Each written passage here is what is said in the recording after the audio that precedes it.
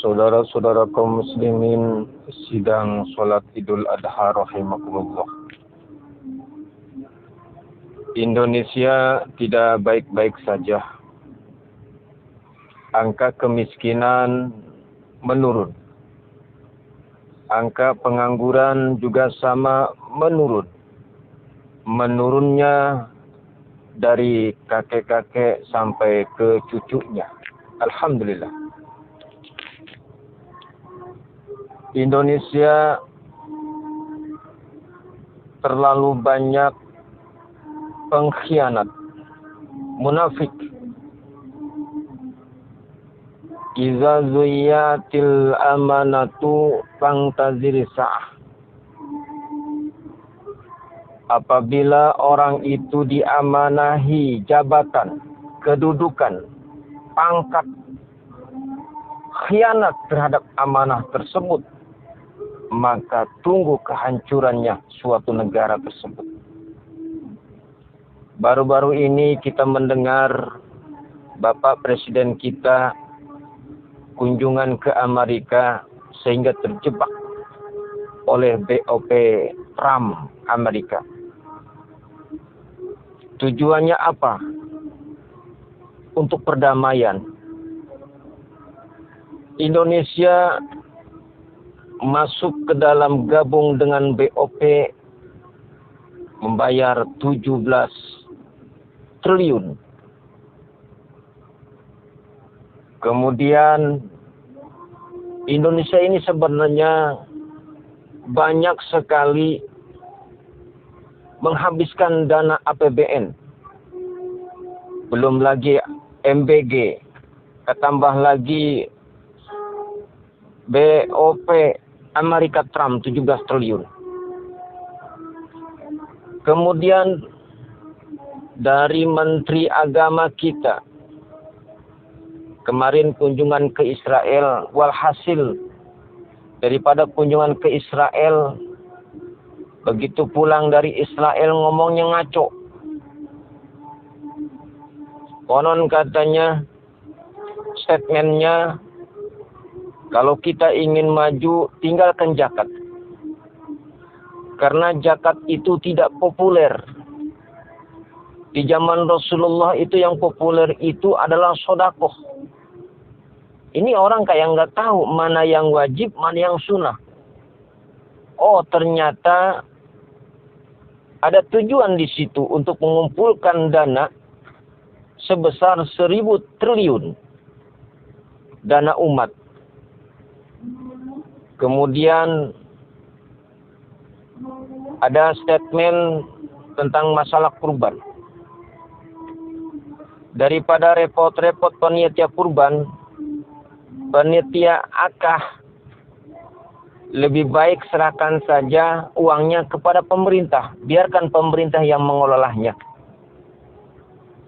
Begitu juga tanah wakaf, tanah hibah, dana musolah, sodakoh masjid yang tidak produktif, biarkan pemerintah yang mengelolanya. Ini apa tujuannya? Kok semakin kesini semakin ngaco? Oh, ternyata ada tujuan. Yang pertama adalah Indonesia terikat dengan BOP, yang kedua dengan yaitu MBG. Dipaksakan sedemikian rupa. Ini saya ingat sejarah Nabi Sulaiman alaihissalam. Ketika Nabi Sulaiman alaihissalam seorang raja, seorang presiden, dia bisa menaklukkan bangsa jin, bahkan bisa bicara dengan hewan, dengan semut, dengan kodok. Suatu ketika Nabi Sulaiman minta izin kepada Allah, ya Rabb, izinkanlah saya untuk memberikan makan, yaitu makanan bergizi tingkat internasional dalam 1 tahun. Baik makhlukmu yang ada di daratan maupun yang di lautan, saya siap memberikan makanan bergizi internasional kepada makhlukmu dalam 1 tahun, baik yang ada di darat maupun yang ada di lautan. Kata Allah, Sulaiman, kamu tidak mampu. Ya kalau begitu saya minta 1/2 tahun dah. Tetap kamu tidak mampu, Sulaiman. Sebulan. Karena program ini bagus sekali. Tetap kamu, Sulaiman, tidak akan mampu. Sekalipun kau punya program yang bagus. Makanan bergizi internasional atau embego, nanti kau bego sendiri. Kalau begitu saya minta seminggu dah. Nggak bisa, nggak bakalan mampu. Ya Rob, saya minta 1 hari. Oke, aku izinkan kau memberikan makan kepada makhlukku yang ada di daratan dan ada di lautan dalam 1 hari. Oke, silakan. Akhirnya Nabi Sulaiman mengerahkan seluruh bala tentaranya, pasukannya, terdiri daripada manusia dan jin, mengumpulkan makanan-makanan, baik makanan kering ataupun makanan yang basah, makanan yang siap saji, makanan buah-buahan, dikumpulkan semua. Sehingga terkumpullah itu makanan, lebarnya 1 kilometer, panjangnya 100 kilometer. Masya Allah. Kata Nabi Sulaiman, ya Rob, ini makanan sudah terkumpul semua. Kira-kira ini makhluk mana dulu nih? Apa makhluk yang ada di daratan, apa yang makhluk yang ada di lautan? Kata Allah, Sulaiman, saya akan panggil makhlukku yang ada di dasar lautan, yaitu namanya ikan buntet, ikan nun. Akan aku panggil untuk makan makanan bergizi tingkat internasionalmu, embegomu. Dipanggillah itu ikan buntet untuk muncul ke permukaan laut. Begitu muncul di permukaan laut, kata ikan buntet, Sulaiman, aku dengar katanya ada makanan enak nih, makanan bergizi. Mana makanannya? Tuh. Wow, enak sekali kayaknya nih. Boleh aku duluan makan? Entar dulu. Mana teman-temanmu? Ikan kakap, ikan paus, ikan tongkol, ikan bandeng, ikan tenggiri, ikan teri, mana saudara-saudara? Entar dulu, saya aja dulu. Belum tentu ini bisa menjamin perutku, membuat saya kenyang perutku ini. Boleh aku dulu makan dulu? Boleh, silahkan. Itu ikan buntet itu mulutnya besar, perutnya kecil, buntutnya kecil. Begitu itu makanan dipersilakan oleh Nabi Sulaiman, itu disenot semua. Bahkan prajurit pasukan daripada Nabi Sulaiman ada sebagian yang kesenot. Saking dahsyatnya disenotan ikan buntet, prajurit ada yang kesenot. Itu tidak memakan hidangan makanan itu yang lebarnya 1 kilometer, panjangnya 100 kilometer, tidak memakan waktu. Habis tahunan, bulanan, harian, mingguan, ternyata hanya beberapa menit. Habis semua itu makanan. Inilah, itu Nabi Sulaiman. Kata ikan buntet, Sulaiman, mana lagi makanan? Saya masih lapar nih. Kalau bila perlu, kalau tidak, kau tidak memberikan kenyang perutku ini, kau akan aku makan juga. Jangan, kata Nabi Sulaiman. Nabi Sulaiman pingsan di situ, munajat kepada Allah, ya Rob, aku pasrah, aku takluk. Ternyata manusia itu tidak ada kekuatan. La haula wala quwata illa billahil azim. Saudara-saudara kaum muslimin, sidang salat Idul Adha rahimakumullah. Hari ini Idul Adha tanggal 10 Zulhijjah. Kemarin tanggal 9, jutaan manusia yang sedang melaksanakan ibadah haji wukuf di Padang Arafah. Malam tadi takbir di kita, jutaan manusia yang melaksanakan ibadah haji yaitu mabit di Muzdalifah. Kemudian saat ini pada tanggal 10 Zulhijjah ini melakukan Jumratul Aqabah. Maka di dalam pelaksanaan wukuf ibadah haji inilah yang menentukan hajinya seseorang itu sah dan tidaknya untuk melaksanakan ibadah haji. Karena pada saat inilah ibadah haji yang wajib, sangat memerlukan tenaga dan fisik. Saudara-saudara kaum muslimin, sidang sholat Idul Adha rahimakumullah. Saya ingat cerita yang diriwayatkan oleh Syekh Abdul Mubarak, seorang imam, seorang ulama besar. Syekh Abdul Mubarak ketika melaksanakan ibadah haji wukuf di padang Arafah, mendengar dua orang yang sedang bercakap-cakap.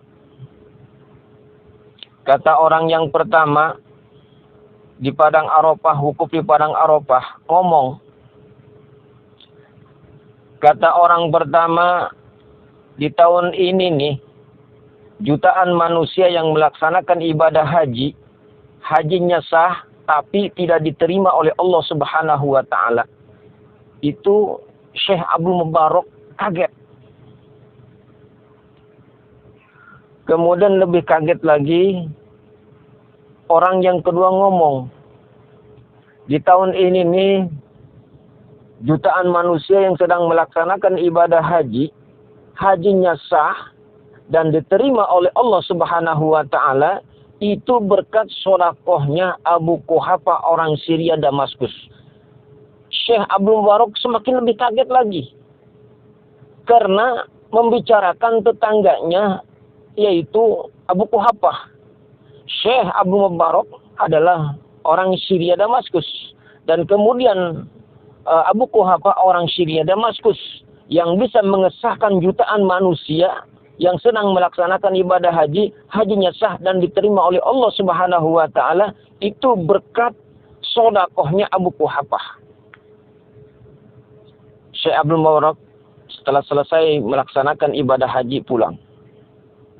Sesampainya di rumah, esokan harinya, Syekh Abdul Mubarak mencari yang namanya Abu Quhafa. Dicari, tanya, kemudian ketemu. Begitu ketemu, apakah betul Andika ini yang namanya Abu Quhafa? Ya betul, saya Abu Quhafa. Ada apa, Pak? Jadi gini, saya ini baru pulang melaksanakan ibadah haji. Ketika saya wukuf di padang Arafah, ada dua orang yang sedang bercakap-cakap membicarakan Andika. Orang pertama ngomong, pada tahun ini nih jutaan manusia yang sedang melaksanakan ibadah haji, hajinya sah tapi tidak diterima oleh Allah. Saya kaget.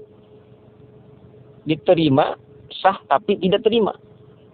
Kemudian orang yang kedua ini ngomong, di tahun ini nih jutaan manusia yang sedang melaksanakan ibadah haji, hajinya sah dan diterima oleh Allah Subhanahu wa Ta'ala, itu berkat sedekahnya Andika Abu Quhafa.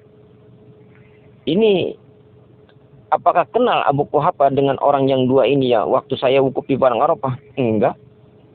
Apakah Andika ini melaksanakan ibadah haji di tahun ini? Enggak. Apa yang menyebabkan ini sehingga jamaah haji jutaan manusia ini bisa sah dan diterima oleh Allah? Itu pembicaraan dua orang ini, saya pun nggak kenal. Apakah itu malaikat atau manusia, saya nggak tahu. Sebenarnya apa yang terjadi? Amalan apa, sedekah apa yang Anda lakukan? Jadi gini, emang tahun ini saya akan melaksanakan ibadah haji. Saya berangkat dari rumah bersama istri saya sedang hamil. Saya melewati beberapa kampung-kampung. Di tengah perjalanan, saya menghirup bau yang sangat menyengat, yaitu bakar daging. Anggaplah sate ataupun rendang. Itu sangat menyengat sekali ke hidung saya. Bakar daging ini membuat perut saya ini lapar. Bahkan istri saya itu sampai pengen sekali. Pengen makan yang namanya bakar daging atau sate. Akhirnya dicarilah, di mana ini adanya bau bakar daging ini. Dicari, disulusuri, turun ke bawah, ternyata itu ada rumah gubuk yang di pinggir kali. Begitu saya masuk, ternyata di dalamnya ada nenek-nenek dan 3 orang anak yatim piatu yang sedang makan itu daging. Kemudian kata saya, Nek, ini kayaknya makanan ini enak sekali ini daging ini. Boleh saya minta beli dah. Saya beli. Kebetulan saya lapar. Kebetulan istri saya sedang ngidam, hamil. Pengen sekali sama daging ini. Kata nenek itu, Pak, ini daging halal buat saya, haram buat Bapak. Abu Quhafa kaget. Kok bisa ada perbedaan begitu, Nek? Apa yang menjadikan sebab perbedaan halal buat nenek, haram buat saya? Kan sama-sama daging, kan sama-sama sate. Kok bisa ada perbedaan gitu? Jadi gini, Pak. Saya dan 3 cucu saya yang sedang makan tuh, anak yatim piatu. Saya, anak yatim piatu, 3 cucu saya. Ini saya tidak makan 3 hari 3 malam, hampir saya mati. Saking gelap mata, panik pikiran saya. Ada bangkai kambing yang penuh dengan bilatung. Saya ambil dagingnya. Saya iris-iris, saya ambil dagingnya. Saya potong-potong. Kemudian saya masak. Supaya untuk menghilangkan baunya. Sehingga inilah saya makan bangkai. Maka oleh karena itu, halal buat saya, haram buat Bapak. Masya Allah. Abu Quhafa kaget. Abu Quhafa tersenyum hatinya. Di balik kesuksesan saya, di balik keberhasilan saya, ternyata ada tetangga yang tidak makan 3 hari 3 malam sampai hampir tewas. Nek, oleh karena itu, saya ini mau berangkat ibadah haji. Saya tidak tulus melihat keadaan seperti ini. Nek, duit yang saya bawa, saya serahkan semua kepada nenek. Nenek berhenti, jangan makan bangkai. Kasih tahu sama cucu-cucu, jangan makan bangkai, ini haram. Halal buat saya, Pak. Halal. Ini duit, ada duit saya. Saya nggak jadi melaksanakan ibadah haji, saya pulang. Pulanglah Abu Quhafa. Menangis Abu Quhafa melihat kejadian seperti itu.